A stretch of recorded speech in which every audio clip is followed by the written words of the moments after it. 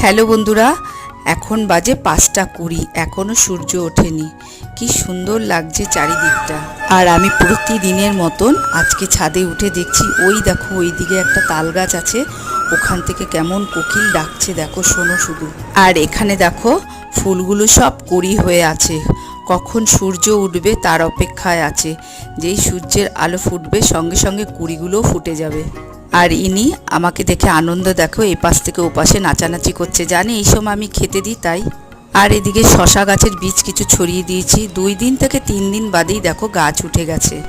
তবে হ্যাঁ, সকাল বিকাল 2 বেলায় ভালো করে জল স্প্রে করতে হবে, তবেই তাড়াতাড়ি বীজ থেকে চারা গাছের উৎপন্ন হবে। পরের ভিডিওতে তোমাদের দেখাবো গাছগুলো কত বড় হয়। তাহলে বন্ধুরা, ভিডিওটা আমি এখানেই শেষ করছি। কালকে আবার দেখা হবে আমার ছাদ বাগানের অন্য কোনো ভিডিও নিয়ে। ভিডিওটা যদি ভালো লাগে একটা লাইক, শেয়ার, কমেন্ট, সাবস্ক্রাইব করে দিও।